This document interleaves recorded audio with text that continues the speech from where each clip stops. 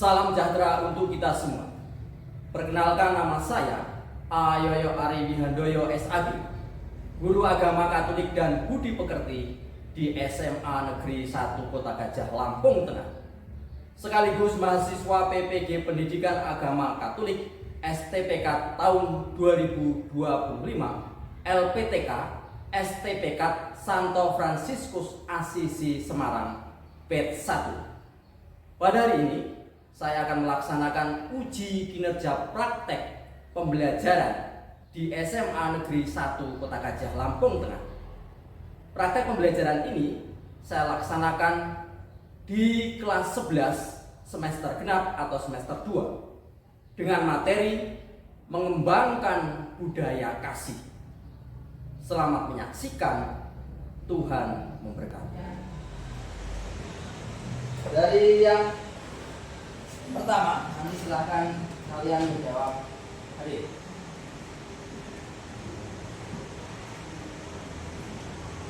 Felix Daniel Alan Kurniawan. Hadir, Pak.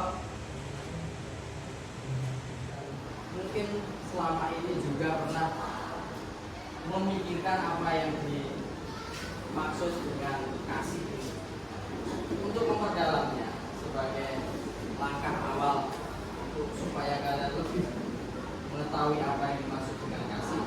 Ini ada beberapa pertanyaan yang bisa kalian jawab sebagai pertanyaan tematik. Yang pertama,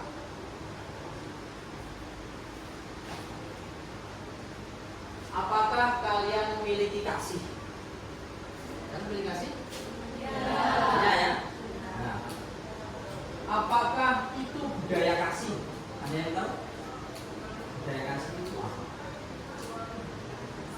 Oh, silakan. Budaya kasih adalah kebiasaan saling menghargai dan peduli terhadap sesama kuasa sendiri, Tuhan dan lingkungan. Contohnya itu kepada orang lain, serta dalam kegiatan gotong royong dan menghargai pendapat orang lain. Baik, terima kasih. Sudah juga jawab. Si ceria ya, maaf ceria.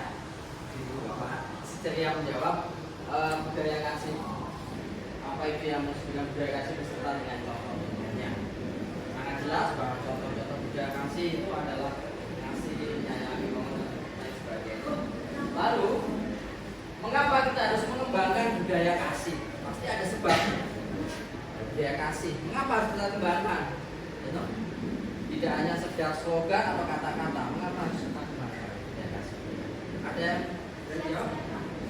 Dari sebelah sini, silakan. Karena kasih itu mendorong kepedulian, empati, dan saling menghormati, sehingga dapat mengatasi perbedaan dan membangun kesatuan. Baik, terima kasih. Karena kasih itu mendorong persatuan, ada empati di situ, sehingga dan mungkin selama ini juga pernah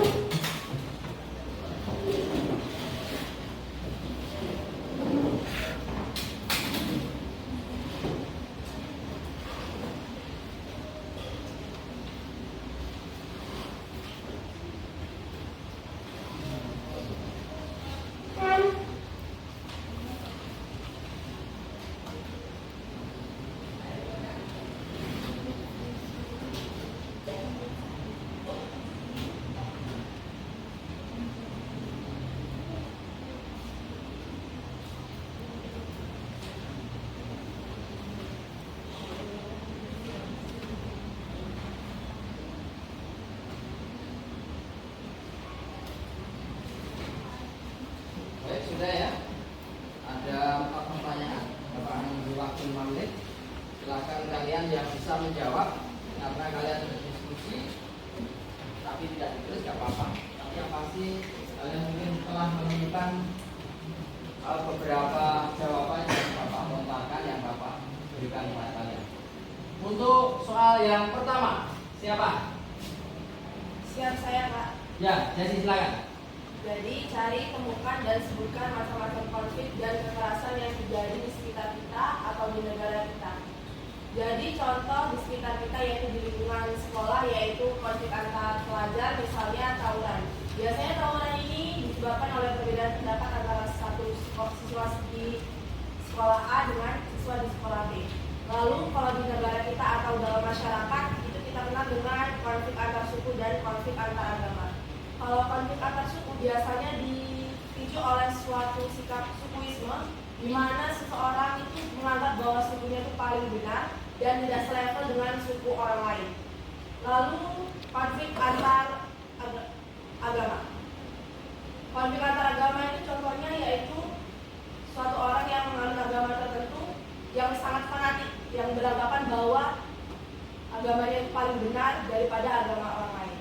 Contoh konflik yang lebih luas yaitu yang paling booming sekarang ini juga contohnya yaitu konflik antara Gaza dan Israel yang berebut kekuasaan suatu wilayah. Baik, terima kasih. Kita kasih plus untuk Jesse. Sempurna. Jadi sudah dimulaikan konflik dan kekerasan yang baik ada di lingkungan kita, sekitar kita, lebih luas lagi negara kita, lebih luas lagi negara dan antar negara, antar benua. Lalu kemudian konflik dan kekerasan yang sekarang ini terjadi seperti tadi perebutan daerah atau wilayah di Timur Tengah salah yang disebutkan tadi. Baik, yang kedua, apa yang menjadi akar dari semua konflik dan kekerasan? Akarnya itu apa? Sebab-sebabnya. Misalnya, Dari diskusi kelompok kami mungkin akal dari semua konflik dan kekerasan itu kurangnya rasa toleransi antar individu dan sesama dan kurangnya rasa budaya kasih pada individu atau kelompok yang melakukan konflik dan kekerasan. ya. Baik, terima kasih. Kasih aku untuk Lucy. Yang ketiga, kita ada berpikir secara analitis ya. Buatlah analismu terhadap akar konflik dan kekerasan yang terjadi. Apa analisamu? Ada yang menjawab?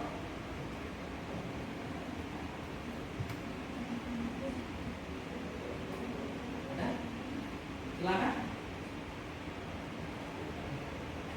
Analisismu terhadap akar masalah dan konflik serta kekerasan tersebut.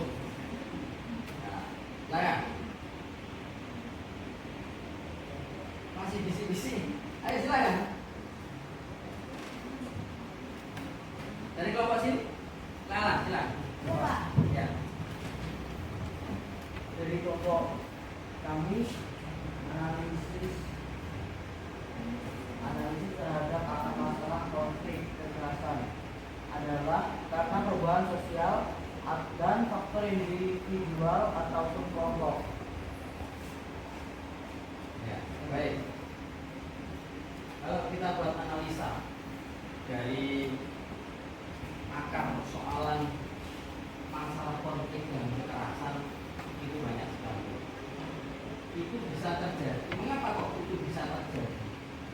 Karena unsur manusianya yang pertama. Ketika manusia itu tidak menyadari bahwa dirinya itu adalah ciptaan Tuhan, citra dengan Allah, lalu kemudian dia menyadari bahwa dia adalah diciptakan oleh satu Allah, maka konflik dan kekerasan ini pasti akan terjadi.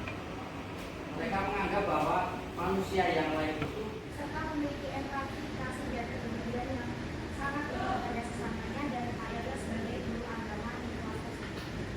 Cukup, Pak. baik. Terima kasih. Kita kasih terus.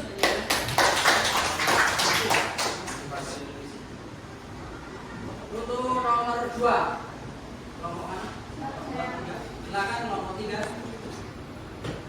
siap. Untuk yang kedua, apakah yang dialami siswi yang bernama Lucy dan mengapa? Siswi yang bernama Lucy itu dibully oleh Nesa dan Angel.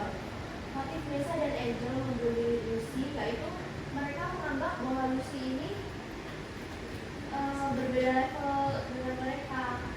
Mereka membuli Lucy dengan perkataan kasar dan merendahkan bahwa Musuh itu merupakan orang yang jelek dan miskin katanya. Ya. Baik, kita kasih plus untuk pertanyaan yang ketiga. Kelompok mana? 3, Sherin silakan.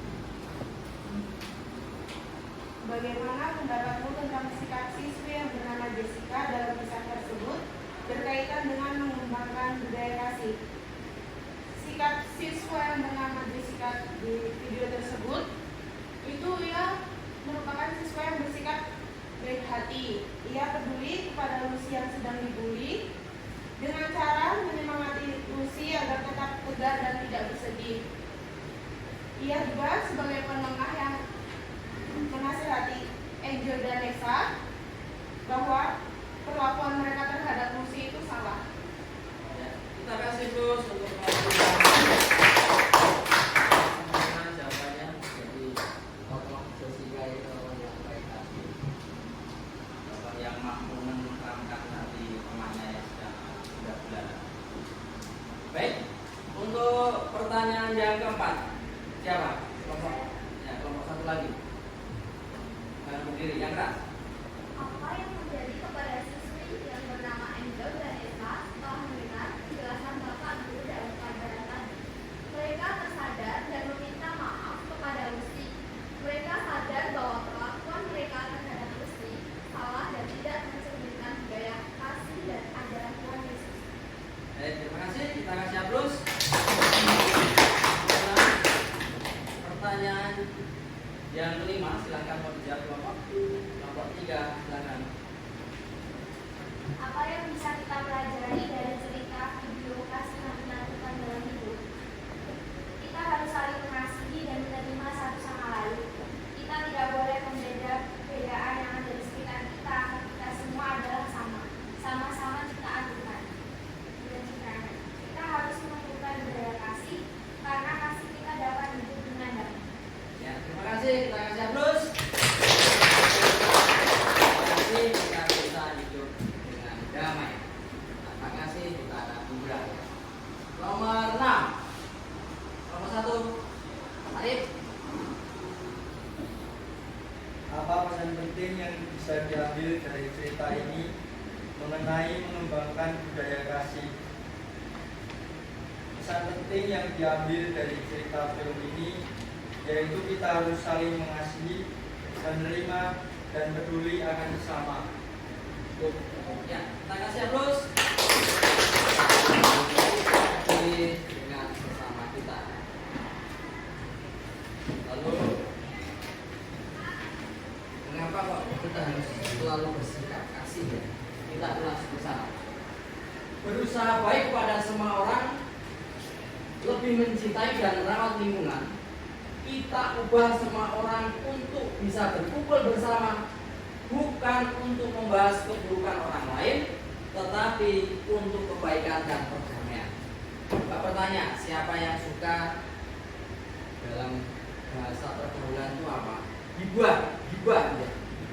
Apa? Ngerasani dalam bahasa Jawa kan itu ya. Gibah. Siapa? Nah, ketika itu yang terjadi, maka akan terjadi namanya apa? Rasa untuk saling curiga, negatif thinking, ya kan? Karena yang kita bicarakan itu keburukan atau kejelekan. Nah, berawal dari situ konflik dan rasa.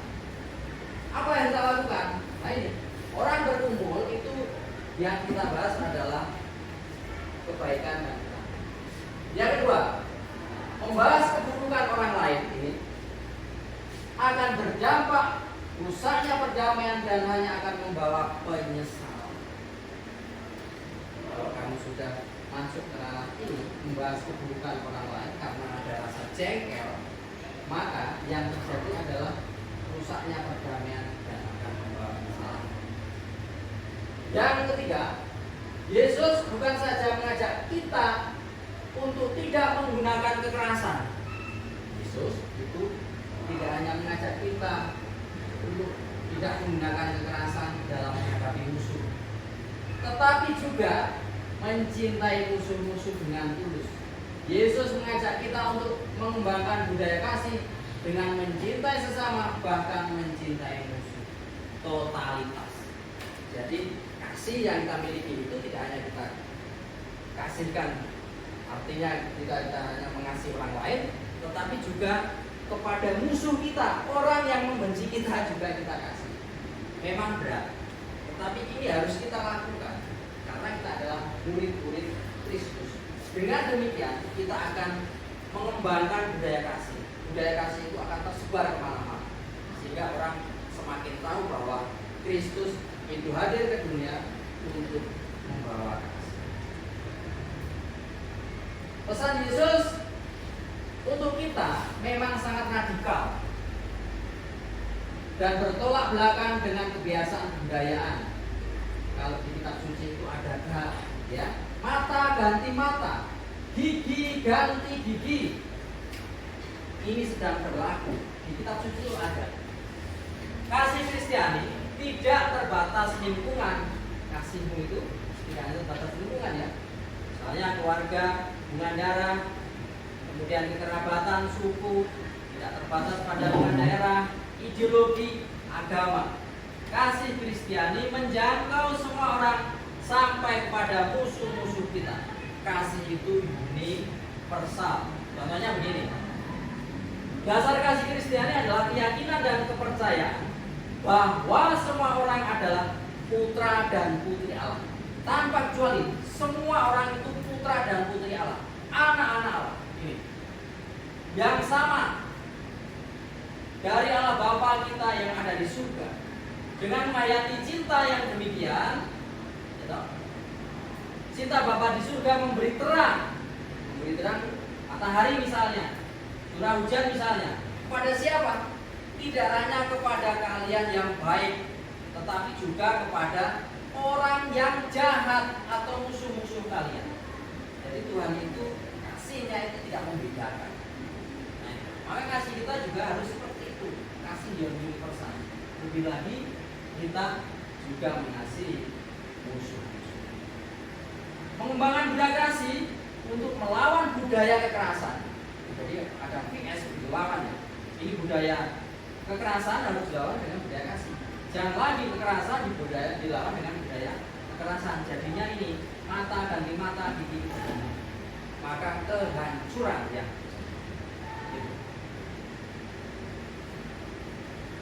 Dalam kehidupan sehari-hari kita merasa betapa sulitnya untuk berbuat mencintai orang yang berbuat menyakiti kita. Namun dengan kasih kita dapat berbuat baik dengan siapapun, termasuk terhadap orang yang memusuhi kita. Ini antara lain karena keimanan kita kepada Kristus dan Juru Selamat kita. Baik, dari penjelasan ini mungkin ada yang mau bertanya, dipersilahkan. Ada? Atau sudah cukup jelas? Baik, kita lanjutkan. Yang ketiga, kalian silakan, ini kitab sucinya dibagi, kita juga membawa. Di LKPD tadi juga ada, tapi kitab sucinya dibagi, silakan. Dibaca Injil Matius bab 26 ayat 47 sampai 56. Silakan kalian menjawab pertanyaan itu, kalian diskusikan. Ini adalah dasar biblis kita. Dasar kita mengapa kita harus berbuat kasih. Silakan dibaca dulu, dibaca bergantian antara kelompok 1 dan kelompok 3. Nanti yang kelompok 2 ada tugas yang lain. Kelompok 1 dengan kelompok 2 silakan dibuka. Kalau dibuka, kalau sudah dapat, silakan dibaca bergantian. Injil Matius bab 26 ayat 47 sampai dengan 56.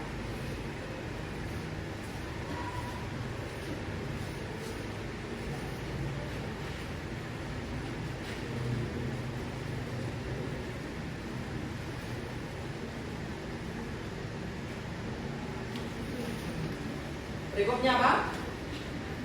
Yesus ditangkap. Baik. Silakan dibaca dari kelompok 1. Marilah kita bersama-sama mendengarkan Injil Tuhan kita Yesus Kristus menurut Santo Matius. Silakan. Waktu Yesus masih berbicara, datanglah Yudas, salah seorang dari ke-12 murid. Kita bertinggal, sebaiknya ketika kita menghadiri memilih diam atau berbicara dengan kasih, walau sulit, hasilnya sering membawa damai. Mungkin tidak langsung, tapi keheningan dan kesabaran sering menjadi jalan untuk pemulihan.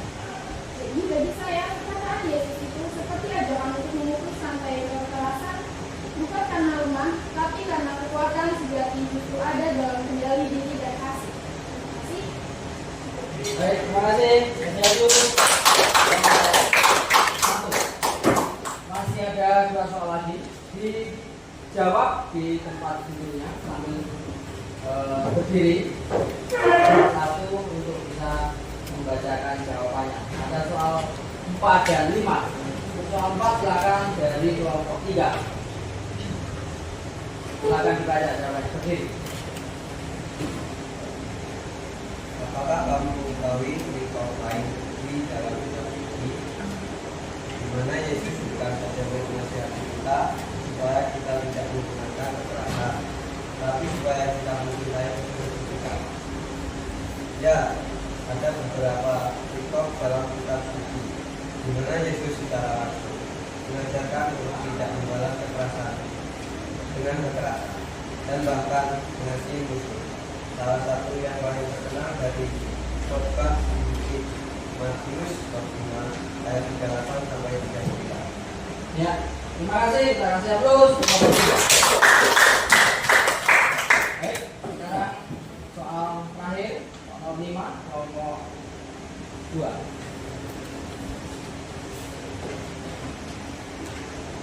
Apa yang dapat kita atau gereja lakukan untuk mengembangkan budaya kasih?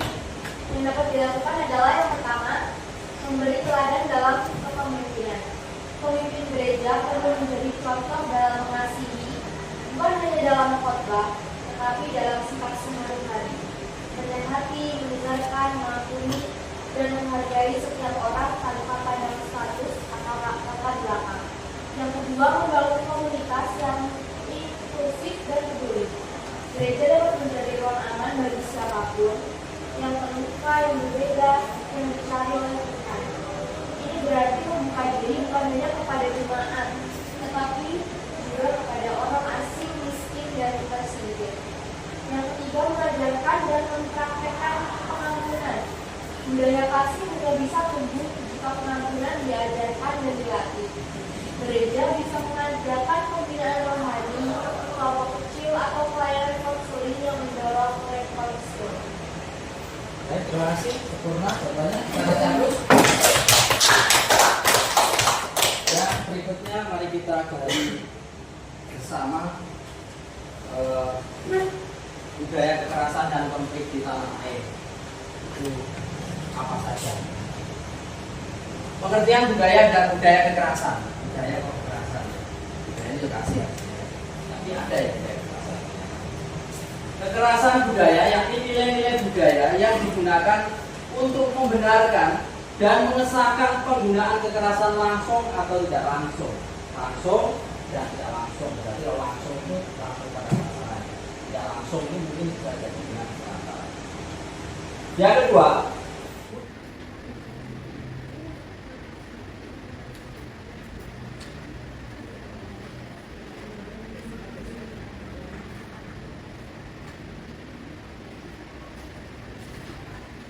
baik sudah ya.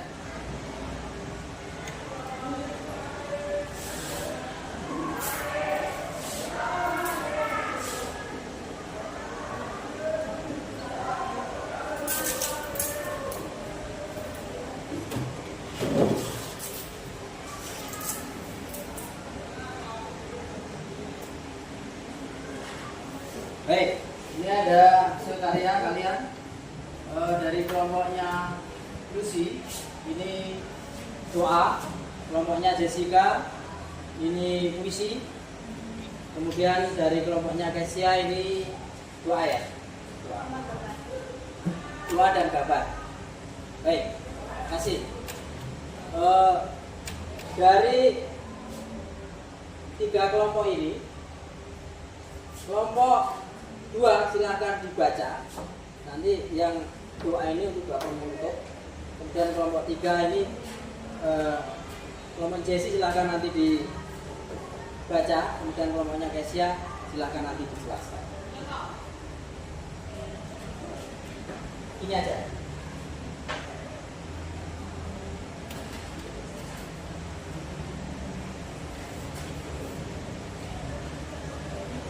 Ya, baca keras. Kasih tumbuh dari roh Tuhan, menyatu dalam setiap insan, tak memandang rupa dan nama. Semua saudara, semua sama.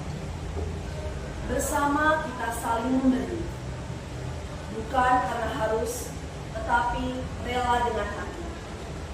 Dalam semu, dalam uluran tangan, hadir kasih, hadir harapan. Mari kita bangun dunia berseri dengan kasih yang murni dan suci. Sebab di sanalah Allah tinggal dalam kasih yang kekal. Terima kasih, Bos. Kelompok berikutnya, kelompok Kesia silakan. Nanti untuk doa penutupnya ini diambil, rambutnya doa sini. Dibacakan ini. Gambar. Ada temannya. Nanti dibaca. Silakan. Kami dari kelompok 2 menggambar. Ini di sini ada gambar hati, ada gambar salib, rantai, dan ada gambar manusia. Di dalam gambar ini ada simbol salib pada hati yang menunjukkan cinta kasih Tuhan. Rantai dan manusia menggambarkan hubungan manusia dan Tuhan dalam cinta kasih. Terima kasih. Di penghujung perjumpaan kita, pelajaran hari ini yaitu mengembangkan budaya kasih. Apa yang dapat kita petik dari pelajaran kita hari ini? Tidak dapat dipungkiri bahwa konflik dan perpecahan itu tetap masih ada di dunia ini. Tetapi bagaimana kita berupaya untuk memikis habis konflik dan perpecahan itu dari diri kita itu sendiri, sehingga konflik dan perpecahan yang terjadi di banyak tempat itu tidak melebar. Ketika kita sebagai seorang pribadi manusia menyadari bahwa kita ini adalah ciptaan Tuhan yang sejahtera dengan Allah dan diciptakan dari satu Allah Bapa, kita ada putra putri. Ini doanya dibacakan.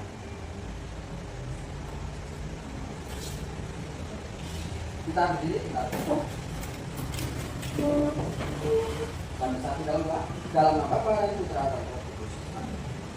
Ya Bapa yang maha baik, kami mengaturkan puji dan syukur kepadamu atas kasih yang masih dapat kami alami hingga saat ini. Kami mohon, bantulah kami untuk menghayati kasih dalam perkataan dan perbuatan, agar kami bisa menjadi cerminan kasih-Mu bagi sesama kami. Semua ini kami mohon kepadamu dengan pengajaran Kristus Tuhan kami. Amin. Kemudian kepada Bapa dan Putra dan Roh Kudus. Seperti pada permulaan, sekarang, selalu, dan sepanjang segala abad. Terpujilah namamu Tuhan Yesus, bernama Dia serta sampai Yesus. Sekarang dan selama-lamanya. Amin. Dalam nama Bapa dan Putra dan Roh Kudus. Amin. Selamat pagi anak, sampai jumpa minggu depan. Baiklah.